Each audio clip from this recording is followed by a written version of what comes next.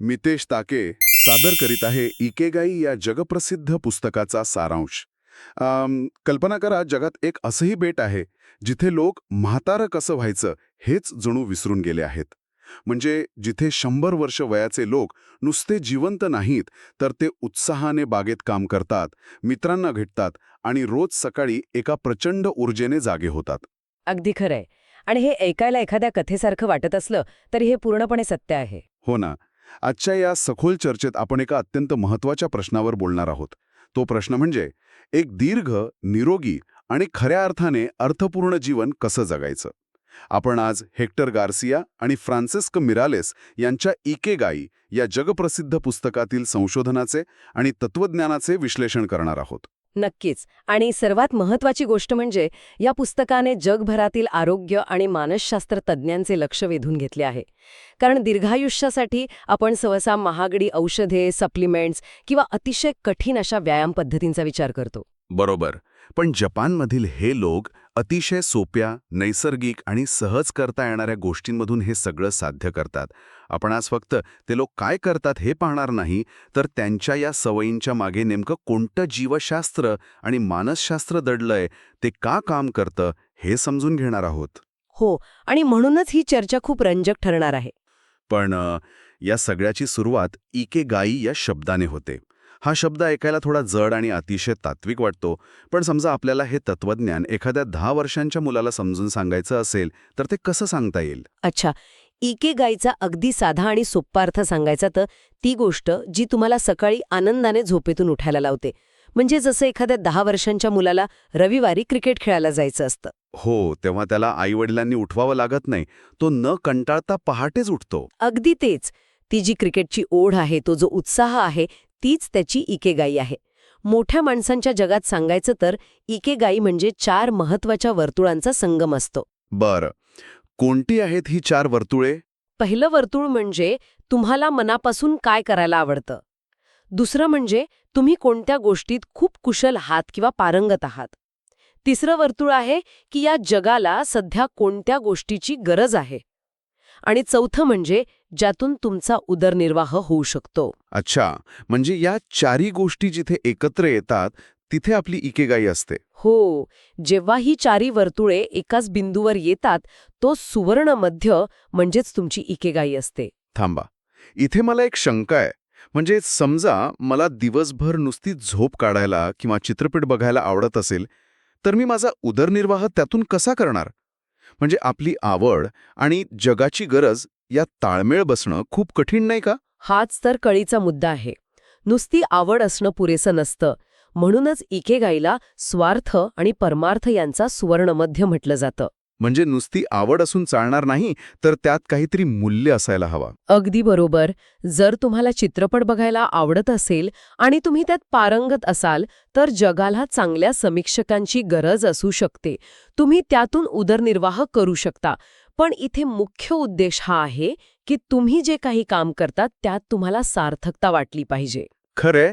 आणि हे तत्व प्रत्यक्षात कसं काम करतं हे पाहण्यासाठीच लेखकांनी जपानमधील ओकिनावा बेटाचा अभ्यास केला.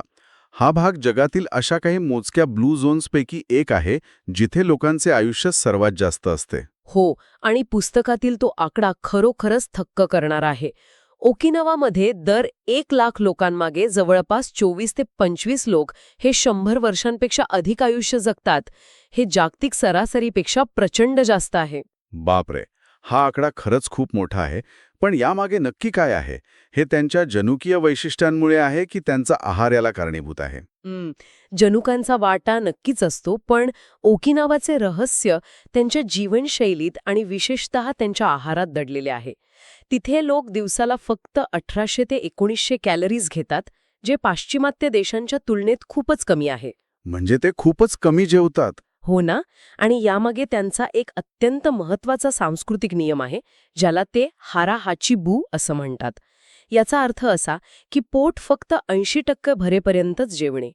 जेव्हा त्यांना जाणवतं की पोट भरत आलंय, तेव्हा ते आणखी एक घासही खात नाहीत. आता इथे एक मोठा व्यावहारिक प्रश्न उभा राहतो. म्हणजे आपल्या भारतीय किंवा महाराष्ट्रीयन संस्कृतीचा विचार केला तर इथे ताटात अन्न टाकणं किंवा कुणी प्रेमाने आग्रह करत असताना नको म्हणणं हे अपमानकारक मानलं जातं. हो, हे आपल्याकडे खूप सामान्य आहे.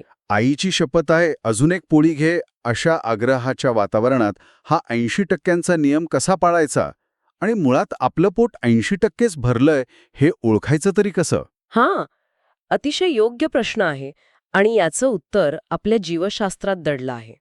जेव्हा आपण जेवतो तेव्हा आपलं पोट भरलं आहे हा संदेश आपल्या मेंदूपर्यंत पोहोचायला साधारण 20 मिनिटे लागतात. अच्छा, म्हणजे आपण खूप वेगाने जेवतो तेव्हा आपल्याला समजतच नाही की पोट भरले. अगदी बरोबर. त्यामुळे जेव्हा आपण 100% तृप्त होईपर्यंत आणि अगदी घशापर्यंत अन्न खातो तेव्हा प्रत्यक्षात आपण गरजेपेक्षा खूप जास्त खाल्लेलं असतं. 80% थांबणं म्हणजे जेव्हा तुम्हाला वाटतं की मी अजून थोडं खाऊ शकतो, नेमक्या त्याच वेळी ताटावरून उठणं. बरं, पण याचा आरोग्याला नेमका काय फायदा होतो? याने होतं काय तर शरीराला अन्न पचवण्यासाठी कमी ऊर्जा खर्च करावी लागते. जेव्हा आपण सतत प्रमाणापेक्षा जास्त खातो तेव्हा शरीरात ऑक्सिडेटिव्ह स्ट्रेस वाढतो, ज्यामुळे पेशींचे वेगाने नुकसान होते आणि म्हातारपण लवकर येते. कमी खाल्ल्याने पेशींचे आयुष्य वाढते. अरे छा, म्हणजे जेवणानंतर जो आपल्याला एखादा गोड पदार्थ खावासा वाटतो तिथेच स्वतःला थांबवणं हे दीर्घायुष्याचं रहस्य असू शकतं? अगदी तसंच. तात्पुरत्या आनंदापेक्षा दीर्घकालीन आरोग्यासाठी ती छोटी भूक मारणे फायद्याचे ठरते. आणि यासोबतच पुस्तकात शिकुवासा नावाच्या फळाचा उल्लेख आहे. त्यात असं काय विशेष आहे? शिकुवासा हे लिंबूवर्गीय फळ आहे. या फळात संत्र्यापेक्षा 40 पटीने जास्त नोबिलिटेन नावाचं अँटीऑक्सिडंट असतं. हे अँटीऑक्सिडंट आपल्या शरीरातील पेशींच्या डीएनएला सुरक्षित ठेवण्याचं काम करतं, ज्यामुळे आजार दूर राहतात. क्या बात आहे. म्हणजे त्यांचा आहार खरोखरच औषधासारखं काम करतो. नक्कीच. पण आहारासोबतच ओकी नावाच्या लोकांचं अजून एक मोठं बलस्थान आहे, ते म्हणजे मोआई. मोई हे काय? एखाद्या बचत गटासारखं काहीतरी आहे का? थोडंसं तसंच, पण मोआई म्हणजे केवळ आर्थिक आधारासाठी नाही, तर भावनिक आधारासाठी एकत्र आलेल्या लोकांचा एक घट्ट समूह. हे लोक लहानपणापासून एकत्र येतात, आठवड्यातून अनेकदा भेटतात, एकत्र गप्पा मारतात. म्हणजे एक प्रकारचा भक्कम मित्रपरिवार? हो, आणि एखाद्यावर संकट आलं तर संपूर्ण गट त्याच्या पाठीशी उभा राहतो. यामागे एक भक्कम मानसशास्त्रीय कारण आहे. जेव्हा माणूस एकटा असतो किंवा असुरक्षित असतो तेव्हा शरीरात कॉर्टिझॉल नावाचे स्ट्रेस हॉर्मोन वाढते. आणि ते हृदयासाठी हानिकारक असतो, बरोबर? हो ना, पण मोईसारख्या सामाजिक आधारामुळे तणाव कमी होतो आणि मानसिक आरोग्य निरोगी राहते. शरीराचं आरोग्य अन्नातून आणि मनाचं आरोग्य समाजातून. पण तरीही बघायला गेलं तर आयुष्यात दुःखे आणि संकटे येतातच. मानसिक आरोग्य आणि जगण्याचं ध्येय शोधणं यावर पुस्तकात पाश्चिमात्य आणि जपानी मानसशास्त्राची एक खूप छान आणि सविस्तर तुलना केली आहे. तिथे व्हिक्टर फ्रँकल यांच्या लोगोथेरपीचा उल्लेख येतो. होय, व्हिक्टर फ्रँकल हे एक अत्यंत प्रभावी उदाहरण आहे. ते स्वतः दुसऱ्या महायुद्धाच्या काळात नाझींच्या छळछावणीतून जिवंत परत आलेले मानसोपचारतज्ञ होते. बापरे, तिथे त्यांनी नक्की काय अनुभवले? तिथे त्यांनी एक अतिशय महत्त्वाची गोष्ट नोंदवली. जे कैदी शारीरिकदृष्ट्या सर्वात धष्टपुष्ट होते ते पहिल्यांदा मरण पावले, पण जे कैदी जिवंत राहिले त्यांच्याकडे जगण्यासाठी एक स्पष्ट उद्देश होता. म्हणजे त्यांच्याकडे जगण्याचं काहीतरी कारण होतं. अगदी बरोबर. कुणाला बाहेर जाऊन आपल्या कुटुंबाला भेटायचं होतं, तर कुणाला आपलं अपूर्ण संशोधन पूर्ण करायचं होतं. यातूनच लोगोथेरपीचा जन्म झाला. ही थेरपी माणसाला त्याच्या आयुष्याचा अर्थ आणि उद्देश शोधायला मदत करते. हे ऐकायला खूप प्रेरणादायी वाटतं, पण फ्रँकल यांची ही पद्धत पाश्चिमात्य आहे. याला समांतर अशी जपानमध्ये शोमा मोरिता यांनी विकसित केलेली मोरिता थेरपी आहे. आणि मला ही मोरिता थेरपी खरोखरच खूप वेगळी वाटली. हो, ती खूपच वेगळ्या तत्वावर काम करते. कारण आपल्याकडे सहसा आपण नकारात्मक विचारांशी लढायला, त्यांना नियंत्रित करायला किंवा दाबून टाकायला शिकतो. पण मोरिता थेरपी भावनांना नियंत्रित करण्यावर नाही, तर त्यांचा स्वीकार करण्यावर भर देते. बरोबर. आणि यामागे मेंदूविज्ञानाचा एक मोठा सिद्धांत आहे. जेव्हा तुम्ही तुमच्या नैराश्याशी किंवा रागाशी लढण्याचा प्रयत्न करता तेव्हा तुमचा मेंदू तो राग एक धोका म्हणून पाहतो आणि अधिक तणाव निर्माण करतो. अच्छा, म्हणजे लढल्यामुळे तणाव आणखी वाढतो. हो ना. मोरिता थेरपीनुसार आपल्या भावना ह्या निसर्गातील ऋतूसारख्या किंवा हवामानासारख्या असतात. पाऊस पडत असताना आपण पावसाशी लढत नाही, आपण फक्त छत्री उघडतो आणि आपलं काम सुरू ठेवतो. यावर मला एक उत्तम उदाहरण आठवतं. जसं एखादं गाढव खांबाला दोरीने बांधलेलं असतं, तो त्यातून सुटण्यासाठी जितकी धडपड करतो, गोल गोल फिरतो तितका तो त्या दोरखंडात अधिक गुरफटत जातो. आपल्या चिंतांचं आणि तणावाचंही असंच आहे ना. अगदी समर्पक उपमा. म्हणूनच मोरिता थेरपी सांगते की भावनांशी लढू नका. थीच नाथ हन या प्रसिद्ध बौद्ध भिक्खूंचे एक सुंदर वाक्य आहे. ते म्हणतात, हॅलो एकांतवास, तू आज कसा आहेस? येऊ माझ्यासोबत बस. क्या बात आहे. म्हणजे दुःखाला किंवा भीतीला नाकारू नका, त्यांचा सन्मान करा. हो, त्यांना शेजारी बसवा आणि सध्याच्या क्षणी जी कृती करणं आवश्यक आहे त्यावर लक्ष केंद्रित करा. कृती केल्याने भावना आपोआप बदलतात. पण हे प्रत्यक्षात आणणं किती शक्य आहे? विचार करा, मुंबई किंवा पुण्याच्या ट्रॅफिकमध्ये 2 तास अडकलेला आणि ऑफिसमध्ये बॉसची बोलणी खाणारा एखादा नोकरदार माणूस, तो त्याच्या या नैराश्याला शेजारी कसा बसवणार? हे कठीण नक्कीच आहे, पण शक्य आहे. आणि ह्यासाठीच पुस्तकात फ्लो या संकल्पनेची ओळख करून दिली आहे. फ्लो म्हणजे नेमकं काय? जेव्हा आपण पूर्णपणे वर्तमानात असतो आणि एखाद्या कामात इतके मग्न होतो की आपल्याला वेळेचं आणि स्वतःच्या अस्तित्वाचंही भान राहत नाही, त्याला फ्लो म्हणतात. मिहाली सिसेन्क-मिहाली या मानसशास्त्रज्ञाने यावर खूप संशोधन केलं आहे. अच्छा, पण मग त्या ट्रॅफिकमध्ये अडकलेल्या माणसाचं काय? त्या माणसाला जर फ्लो अनुभवायचा असेल तर त्याला एकतर त्या प्रवासात पॉडकास्ट ऐकण्यासारखं एखादं आवडीचं काम जोडावं लागेल किंवा ऑफिसमधल्या कामात नवीन आव्हाने शोधावी लागतील. फ्लोमध्ये जाण्यासाठी सर्वात मोठी अट म्हणजे मल्टीटास्किंग पूर्णपणे थांबवणे. पण मल्टीटास्किंग तर आजकाल आपल्या सर्वांच्याच आयुष्याचा भाग बनला आहे. एकाच वेळी ईमेल चेक करणं, फोनवर बोलणं आणि जेवण करणं, हे तर आपण रोजच करतो. यामुळे फ्लो कसा बिघडतो? कारण मानवी मेंदू एकाच वेळी 2 विचार करू शकत नाही. आपण फक्त 2 कामांमध्ये वेगाने उड्या मारत असतो, ज्याला कॉन्टेक्स्ट स्विचिंग म्हणतात. यामुळे मेंदूची प्रचंड ऊर्जा खर्च होते आणि थकवा येतो. म्हणजे एका वेळी एकाच कामावर पूर्ण लक्ष केंद्रित करणं आवश्यक आहे. अगदी बरोबर. आणि यासाठी काम खूप मोठंच असायला हवं असं नाही. मायक्रोफ्लो नावाची एक सुंदर संकल्पना आहे. तुम्हाला माहिती असेलच, बिल गेट्स हे दररोज रात्री स्वतःच्या घरची भांडी स्वतः घासतात. अरे छा, बिल गेट्स आणि भांडी घासणं हे खरोखरच विलक्षण आहे. हो ना? आणि ते अतिशय लक्षपूर्वक एका विशिष्ट क्रमाने घासतात. पाण्याचा स्पर्श, साबणाचा फेस यावर ते लक्ष केंद्रित करतात, ज्यामुळे त्यांच्या मेंदूला विश्रांती मिळते. खरंच खूप रंजक आहे. पण मला फ्लोचं अजून एक उदाहरण आठवतं. जेव्हा एखादा खेळाडू बर्फावरून स्कीइंग करत असतो, त्यावेळी तो भूतकाळात घडलेल्या चुकांचा किंवा भविष्यात काय होईल याचा विचार करू शकत नाही. अगदी अचूक. त्याचं पूर्ण लक्ष फक्त तो बर्फ आणि स्वतःच्या शरीराचा समतोल यावरच असतं. थोडं जरी लक्ष विचलित झालं तर तो थेट खाली कोसळू शकतो. बरोबर. आणि हे दैनंदिन कामात आणायचं असेल तर आपल्याला ध्येयापेक्षा प्रक्रियेला महत्त्व द्यावं लागेल. आपण अनेकदा सुवर्णपदक मिळवण्याचा विचार करतो, पण ऑलिम्पिक खेळाडू फक्त त्याच्या पुढच्या एका कृतीवर लक्ष देतो. म्हणजे छोट्या छोट्या गोष्टींवर लक्ष केंद्रित करणं जास्त महत्वाचं आहे. हो, कामात जेव्हा तुम्ही छोटी आव्हाने निर्माण करता आणि प्रक्रियेवर प्रेम करायला लागता, तेव्हा तो कंटाळवाणा जॉबही तुम्हाला फ्लो देऊ शकतो. आपण आतापर्यंत आहार, मानसिक दृष्टिकोन आणि फ्लो याविषयी खूप सविस्तर चर्चा केली. पण आता एका अशा गोष्टीकडे वळूया जी आपल्या सर्वांच्या रोजच्या शारीरिक सवयींशी निगडीत आहे. मला या पुस्तकात वाचून आश्चर्य वाटलं की जपानमधले दीर्घायुषी लोक हे जिममध्ये जाऊन जीवावर उदार होऊन घाम गाळत नाहीत किंवा मॅरेथॉन धावत नाहीत. होय, आणि यामागे अतिशय भक्कम वैज्ञानिक कारण आहे. ओकिनावाचे लोक सौम्य पण सतत हालचाल करण्यावर भर देतात. ते बागेत काम करतात, पायी चालतात आणि रेडिओ तायसो, योग किंवा ताईची यांसारखे सौम्य व्यायाम करतात. म्हणजे एका जागी बसून राहणं ते टाळतात. हो, कारण मानवी शरीर हे एका जागी बसून राहण्यासाठी बनलेलंच नाही. आपली रचना अन्न शोधण्यासाठी सतत फिरणाऱ्या पूर्वजांसारखी आहे. पण पुस्तकातील एका विशिष्ट आकडेवारीने मला खरोखरच धक्का दिला. त्यात म्हटले की सलग 30 मिनिटे एका खुर्चीवर बसल्याने आपला चयापचय म्हणजे मेटाबॉलिझम 90% मंदावतो. बापरे, हे नक्की कसं घडतं? यामुळे रक्तातून चरबी शोषून घेणाऱ्या लायपोप्रोटीन लायपेज नावाच्या एन्झाईमचं उत्पादन अचानक थांबतं. म्हणजे शरीराचं फॅट बर्निंग थांबतं का? अगदी सोप्या भाषेत सांगायचे तर तुमच्या शरीराला वाटतं की आता झोपण्याची किंवा निष्क्रिय राहण्याची वेळ आली आहे आणि ते उष्मांक जाळणे थांबवून चरबी साठवायला सुरुवात करतं.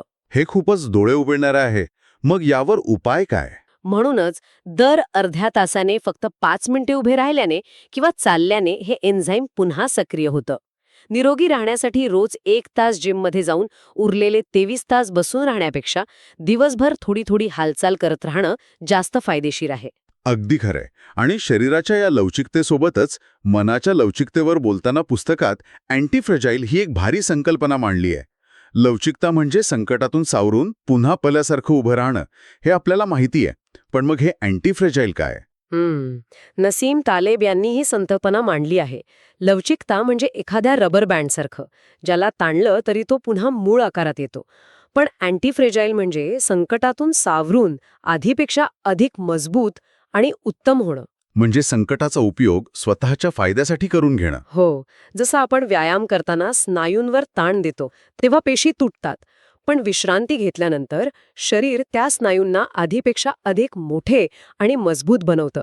जीवनात जेव्हा संकटे येतात तेव्हा त्यांना एक संधी मानून स्वतःला अधिक सक्षम बनवणं म्हणजेच अँटी फ्रेजाईल वृत्ती. क्या बात है.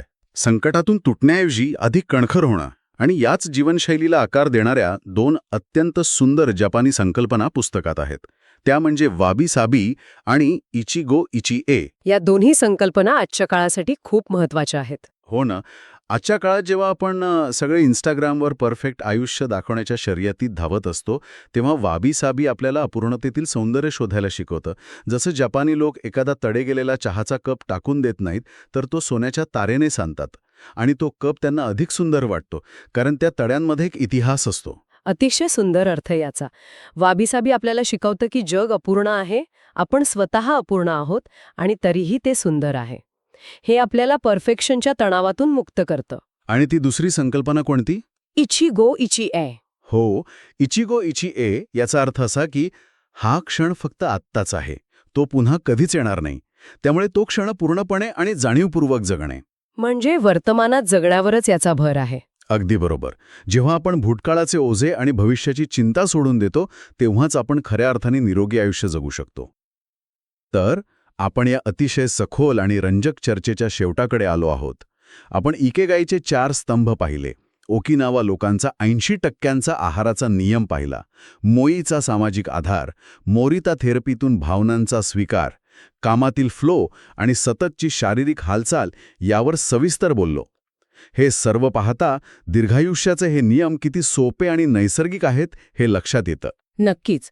जर आपण या संपूर्ण तत्वज्ञानाचा अर्थ काढला आणि तो जर 10 नियमांमध्ये सांगायचा झाला तर तो असा असेल. 1 म्हणजे कायम सक्रिय रहा आणि 2 घाईघाई जगण्यापेक्षा आयुष्याची गती थोडी संथ करा. म्हणजे सतत धावपळ टाळा. आणि आहाराबद्दलचे नियम. 3रा नियम म्हणजे पोट पूर्ण भरेपर्यंत न जेवता 80% जेवा. 4था नियम चांगल्या आणि सकारात्मक मित्रांच्या सहवासात वेळ घालवा. 5वा रोज सौम्य व्यायाम करा. बरं. आणि पुढचे नियम कोणते आहेत? 6वा नियम सांगतो की कायम हसतमुख रहा.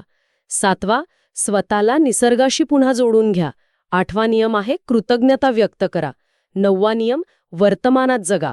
आणि सर्वात शेवटचा आणि 10वा नियम म्हणजे तुमच्या इकिगाईचे म्हणजेच तुमच्या आवडीचे अनुसरण करा. अगदी बरोबर. थोडक्यात सांगायचं तर कमी खा, रोज खेळा, आनंदी रहा आणि आवडतं काम करत रहा. पण आजच्या या चर्चेचा शेवट मला एका वेगळ्या आणि विचार करायला लावणाऱ्या कल्पनेने करायचा आहे. नक्कीच सांगा ना. पुस्तकात जपानमधील ग्रँड श्राईन ऑफ इसे या एका ऐतिहासिक मंदिराचा उल्लेख आहे. हे मंदिर दर 20 वर्षांनी पूर्णपणे पाडून नव्याने बांधलं जातं. अनेक शतकांपासून ही परंपरा तिथे सुरू आहे. उद्देश जुनी इमारत किंवा ते लाकूड टिकवणे हा नाहीये, तर ती इमारत बांधण्याची परंपरा आणि ते कौशल्य जिवंत ठेवणे हा आहे. अरे म्हणजे जुनी पिढी नव्या पिढीला दर 20 वर्षांनी ते कौशल्य नव्याने शिकवते. हो ना. आपण अनेकदा आपलं शरीर, आपली संपत्ती, आपल्या वस्तू कायमस्वरूपी टिकवून ठेवण्याच्या धडपडीत आयुष्य घालवतो. पण भौतिक गोष्टी या कधी ना कधी नष्ट होणारच आहेत. त्यापेक्षा आपण आपले विचार, आपले उद्देश आणि आपले कौशल्य कसे जिवंत ठेवत आहोत यावर आपण लक्ष केंद्रित करायला हवे, नाही का? यात खूप मोठा आणि खोल अर्थ दडलेला आहे. दररोज सकाळी उठून आपली इकेगाय नव्याने शोधणं आणि ती नव्याने बांधणं हेच खऱ्या अर्थाने जिवंत असल्याचं लक्षण आहे. अगदी 100%. तर श्रोतेहो, आजच्या या चर्चेतून आपण स्वतःसाठी एक कृती नक्की ठरवूया. आजच अशी एखादी गोष्ट शोधा जी करताना तुम्ही वेळेचं भान विसरून जाता.